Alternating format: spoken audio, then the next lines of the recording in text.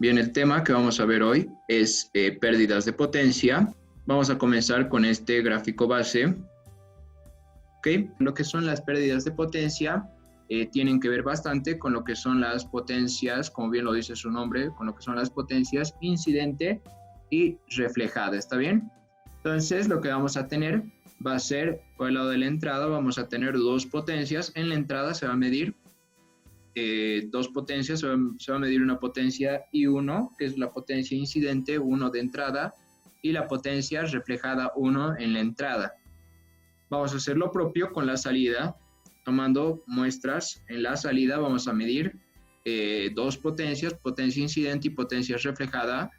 Vamos a tener potencia incidente 2 y potencia reflejada 2. ¿Esto cómo se realiza? En realidad se hace en base a estos dos puntos, 1 y 2. El 1 es por el lado del transmisor y el 2 es por el lado del receptor. Si se acuerdan, en la anterior clase hemos visto que por el lado del transmisor y por el lado del receptor, que es lo que veíamos en sí dentro de lo que era una línea de transmisión, veíamos que vamos a tener un voltaje incidente. Este voltaje incidente se va a transmitir, pero va a haber cierto voltaje que se va a reflejar. Entonces, en base a eso, en el punto 1 vamos a tener cierta potencia que estamos incidiendo y cierta potencia que se está reflejando en este punto. Y en el lado del punto 2 vamos a tener una potencia incidente 2 que está incidiendo por esta parte, ¿no? Debido al voltaje incidente, y una potencia reflejada 2 que se esté reflejando por el voltaje reflejado. Y eso, ok, entonces vamos a tener, en base a lo que estamos viendo, una potencia equivalente en el punto correspondiente. ¿Está bien? Y las potencias equivalentes las vamos a denominar como P1 y P2. Entonces, la potencia 1, la potencia total en el punto 1, es la resta de la potencia incidente en el punto 1 y la potencia reflejada en dicho punto. Lo propio para el punto 2, vamos a tener una potencia incidente en el punto 2 menos la potencia reflejada en el punto correspondiente. En base a esto, vamos a analizar lo que nos interesa. Lo que nos interesa en realidad es lo siguiente. Vamos a tener tres tipos de pérdidas. Vamos a tener una pérdida normal. Para la pérdida normal se la denomina simplemente como L. Y esta pérdida normal se la determina en base a estas potencias que estamos viendo aquí. La pérdida normal puede ser determinada de dos formas en dBs. En dBs puede ser determinada como la resta de la potencia incidente 1 y la potencia incidente 2, ambas en dB omegas, dBms o dBks. Igual existe otra forma en la cual podemos determinar esta pérdida normal en dBs. Esta pérdida normal en dBs también la podemos determinar como la potencia reflejada 2 menos la potencia reflejada 1, ambas en dB vatios, dBms y dBks. También la podemos determinar en veces. Se la determina en veces cuando estas potencias PI1, PI2, PR2 y PR1 están en vatios. Se realiza de esta manera. Es la potencia incidente 1 en vatios sobre la potencia incidente 2 en vatios. También se la puede determinar a partir de esta otra expresión como la potencia reflejada 2 sobre la potencia reflejada 1. ¿Está bien? Bueno, ¿por qué entonces aquí decimos en veces? Ya que como estas potencias las tenemos en vatios, entonces ambas se van a anular y nos va a quedar una unidad adimensional. Pero por conveniencia nosotros la denominamos como veces, ¿sí? Para no confundirnos. Bien, ¿qué más? Igual pueden deducir que esto es una división, debido a que por ley de logaritmos, no sé si se acuerdan, si aquí sacamos logaritmos, si es que este L en veces lo queremos transformar a dBs, le sacamos 10 por el logaritmo de L, ¿verdad? y al sacarle aquí igual a esta parte 10 por el logaritmo de esta expresión, para hallar 9 LNDBs, va a surgir esto, ¿verdad? Surge esto prácticamente. Entonces, bueno, de esa manera entonces se trabajaría, ¿está bien? Bueno, ¿qué más? Aquí podemos determinar igual lo siguiente, ¿no? Lo que les mencionaba, para hallar LNDBs, a partir de lo que es L en veces, le sacamos 10 por el logaritmo de esa magnitud, L en veces. Esto ya lo conocen de todas maneras. ¿Qué más? Igual el L en dBs se lo puede determinar a partir de la tabla de atenuaciones. La tabla de atenuaciones igual me ayudan a determinar lo que es esta pérdida normal debido al cable coaxial que utilice. ¿Está bien? Entonces, el cable coaxial, ¿qué va a tener? Va a tener esta expresión. Bueno, en sí va a tener este parámetro. Esto va a ser lo que voy a sacar de lo que es el cable coaxial que utilice. ¿Y qué más? Bueno, esto es lo que voy a extraer del tipo de cable coaxial, ya que me va a decir el ejercicio qué cable coaxial hay dentro de lo que es esta línea.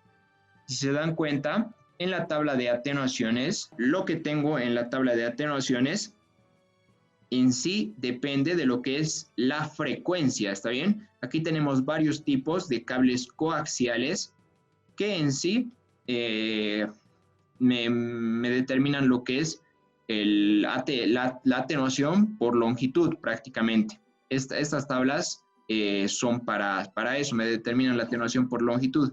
En este caso, siempre la longitud para la cual voy a determinar la atenuación va a ser 100 metros.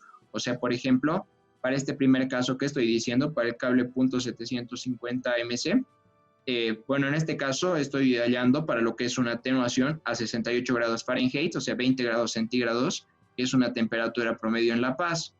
¿Está bien? Entonces, esta tabla igual nos puede ser de utilidad en las temperaturas en las cuales trabajamos en nuestra ciudad. Y en sí dependen de lo que es la frecuencia.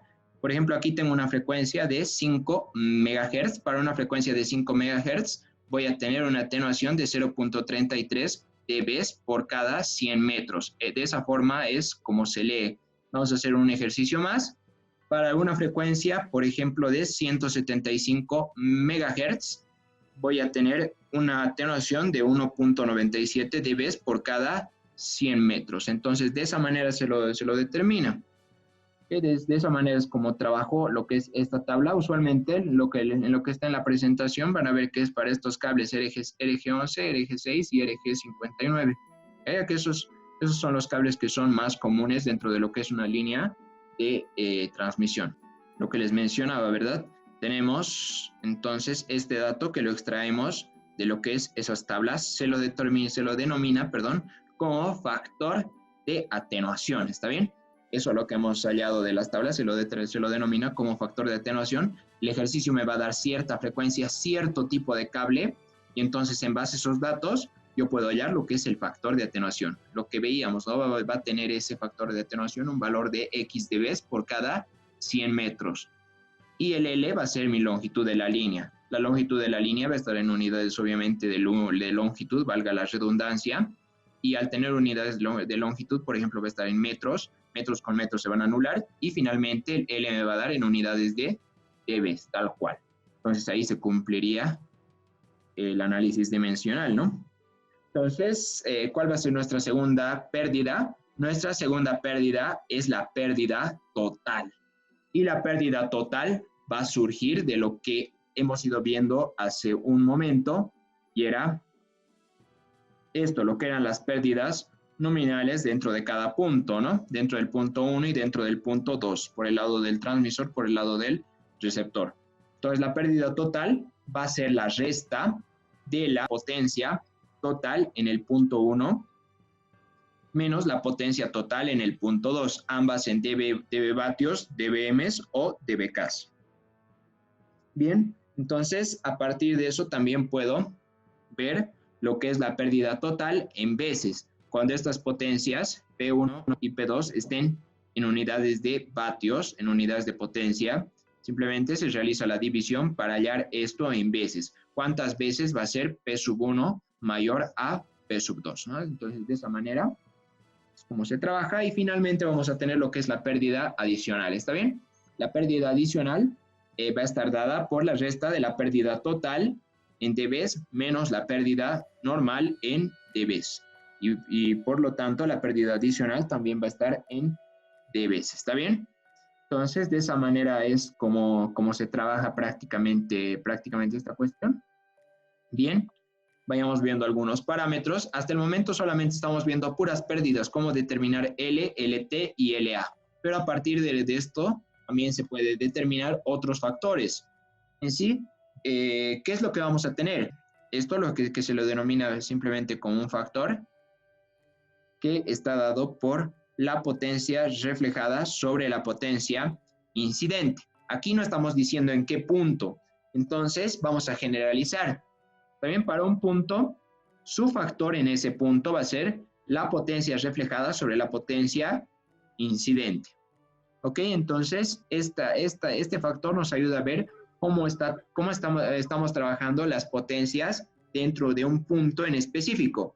Entonces, este factor lo puedo trabajar, como bien les mencionaba, como la potencia reflejada sobre la potencia incidente y lo puedo trabajar para distintos puntos. En este caso lo voy a trabajar para mis puntos por el lado del transmisor y por el lado del receptor. Por el lado del transmisor, ¿cuál es mi potencia reflejada en el transmisor? Es P sub R1 y la potencia incidente por el lado del transmisor, P sub I1.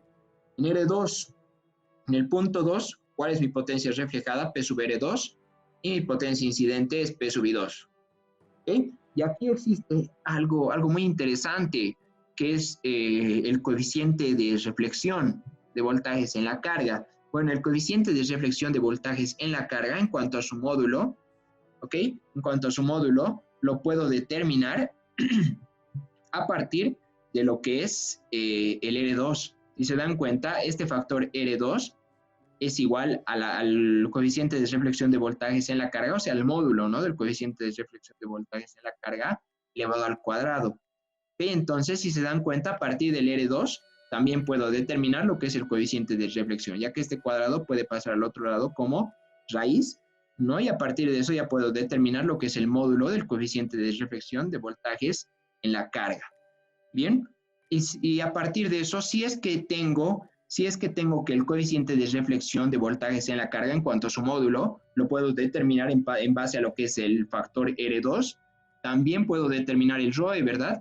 Ya que el ROE tenía una relación que nos decía que el ROE era igual a 1 más el módulo del coeficiente de reflexión de voltajes en la carga sobre 1 menos el módulo del coeficiente de reflexión de voltajes en la carga. Entonces, utilizando esa relación, y sabiendo de que, el módulo del coeficiente de reflexión de voltajes en la carga va a ser igual a la raíz de R2 y resultaría esto, ¿no? Resultaría esta ecuación. ROE BSWR es igual a 1 más la raíz de R2 sobre 1 menos la raíz de R2. Bien, vamos continuando con lo que es la siguiente parte.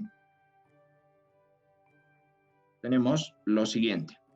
La tabla de atenuaciones, lo que les mencionaba usualmente, vamos a tener un cable coaxial RG6, RG11 o RG59. Los más comunes son el RG6 y el RG11. También el RG59 no se va a manejar muy seguido. Y bueno, tienen estas tablas. Aquí, ¿por qué no existen todas las frecuencias, ¿no? en las cuales podemos trabajar? Ya que estas frecuencias son frecuencias nominales. Si es que tal vez alguna frecuencia que les dé el ejercicio no está dentro de lo que es esta tabla, entonces lo que pueden hacer es interpolar, ¿verdad? Interpolar valores